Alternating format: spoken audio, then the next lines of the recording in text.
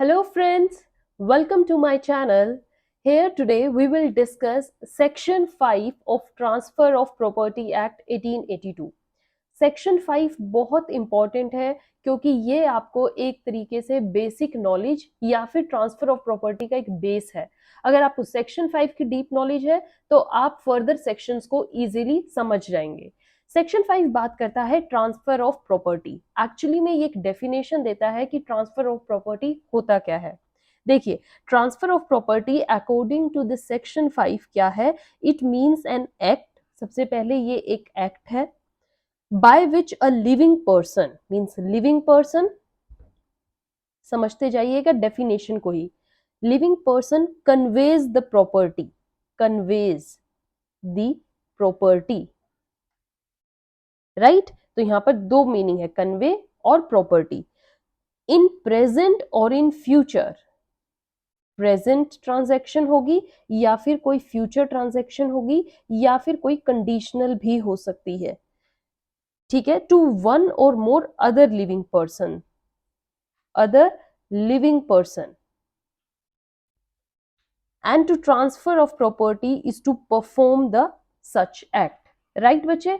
definition समझ में आई? it's an act by which a living person conveys the property that is in present, future or you can say conditional to another living person. अब हम समझते हैं इसके features को, deep meaning.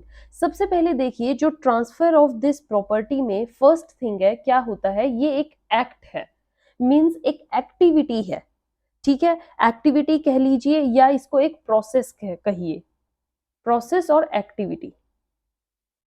इसमें क्या होता है? The something is done by the person who wants to transfer the property.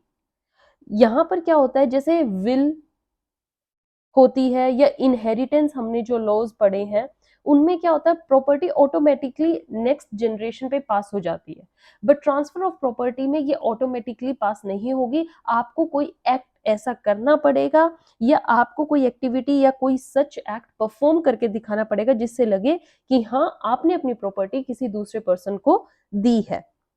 Then come to next thing, living person. ये बहुत इंपॉर्टेंट है चीज याद करने के लिए, क्या कि जो हमारी ट्रांसफर होता है that must be made by a living person, means वो पर्सन क्या कहलाया जाएगा फिर? ट्रांसफरर। ये आगे हम टर्म यूज करेंगे उस पर्सन के लिए जो प्रॉपर्टी दूसरे पर्सन को देता है। ट्रांसफरर जो हो सकता है बच्चे, वो ह्यूमन बीइंग भी हो सकता है, ह्यूमन बीइंग, और you can say it can be a juristic person. Juristic person means although ये human being नहीं होते but law इनकी existence मानता है, जैसे कि यूनिवर्सिटीज, कंपनी, फर्म, कॉर्पोरेशन, इनकी एक लीगल आइडेंटिटी होती है, एक लीगल पर्सनालिटी होती है। ओके, ट्रांसफरर जो होना चाहिए वो लिविंग होना चाहिए, मींस एग्जिस्टेंस में होना चाहिए, कंपिटेंट होना चाहिए, मींस मेजॉरिटी एज होनी चाहिए, क्वालिफाई होना चाहिए, साउंड माइंड का हो, ठीक है बच्चे। Then comes to the next thing, conveys the property. Conveys का एक मीनिंग अगर आप डीपली देखें तो बहुत ही अच्छा दिया गया है, क्या? जो लिविंग पर्सन हो वो प्रॉपर्टी को कन्वे करे। Convey is doing of act, there must be conveyance in every transfer.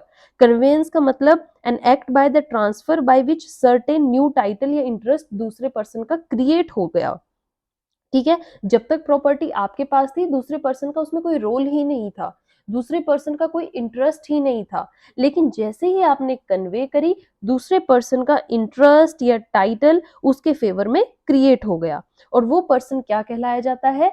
Transferee.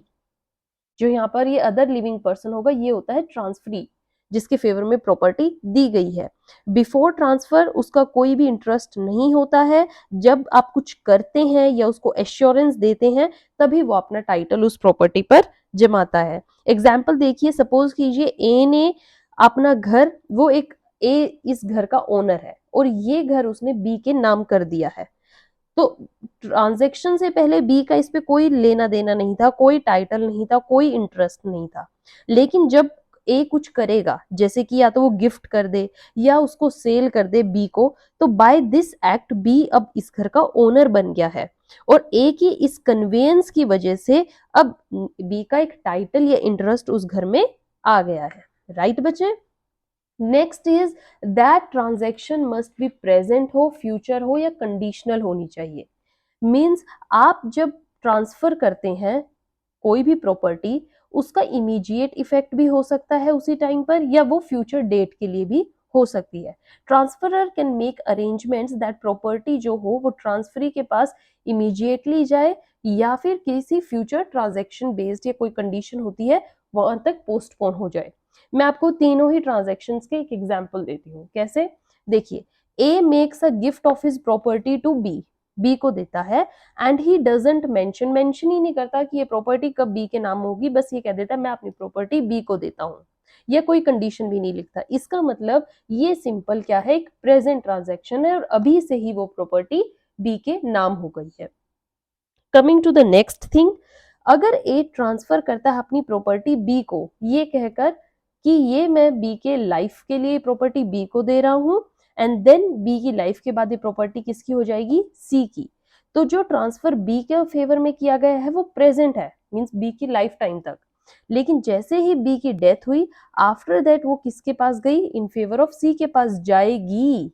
कब जाएगी, जब बी की डेथ हो जाएगी। इसका मतलब सी के फेवर में वो क्या है, एक फ्यूचर ट्रांजैक्शन है या फ्यूचर ट्रांसफर है।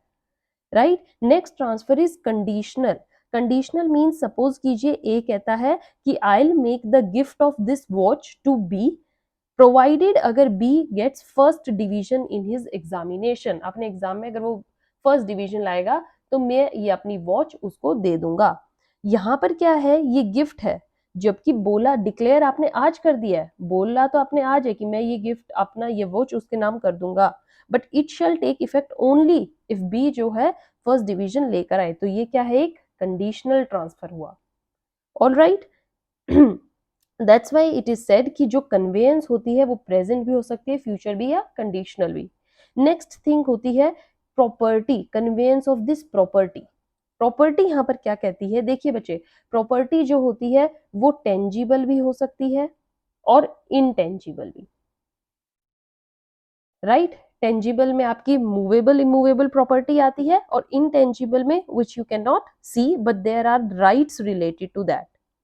Okay, so movable properties such as cars, table, immovable like land, houses, whereas intangible you can say जो हमने लास्ट सेशन में किया था क्या, right to catch fish, actionable claims.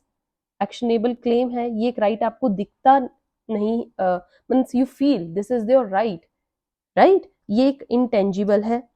सो यहाँ पर आपका इंटरेस्ट इस फेवर में क्रिएट हो जाता है। That's why it is said कि प्रॉपर्टी जो होनी चाहिए वो एग्जिस्टेंस में हो प्लस वो टेंजिबल या इंटेंजिबल हो। Next is to another living person. Right? Means there must also be another person जो लिविंग है, ट्रांसफरी लिविंग होना चाहिए, ट्रांसफरी भी लिविंग हो। ट्रांसफरी नीड नॉट बी, वहां पर जरूरी नहीं है कि वो कॉम्पिटेंट हो, मीन्स वो मेजर होना जरूरी हो या साउंड माइंड का, नो, माइनर को भी आप दे सकते हो और आप अनसाउंड माइंड को भी ट्रांसफर कर सकते हो। ठीक है, बस ट्रांसफर ही जो होना चाहिए वो एग्जिस्टेंस में होना चाहिए जब ट्रांसफर कोई प्रॉपर्टी की जा रही हो। ठीक है, on that date.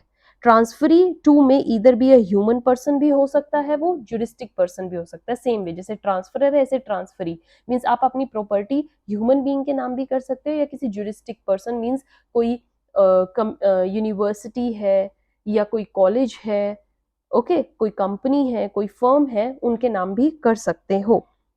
N idol is a juristic person holding the property. Plus यहाँ पर आपको मैंने बता दिया है अनबोर्न पर्सन के फेवर में अगर आप कोई ट्रांसफर कर रहे हो तो वो ट्रांसफर कब से मानी जाएगी, व्हेन दैट अनबोर्न पर्सन जो हो come into existence, that transfer so subject beats born alive. right? So this is to the another person. This section 5 contains all the topic related to this definition. I hope आपको transfer of property की definition अच्छे से समझ आई हो। अब आ जाती है बात काइंड्स ऑफ ट्रांसफर। ट्रांसफर के अलग अलग काइंड्स क्या हैं जो हम फर्दर इस एक्ट में पढ़ने वाले हैं।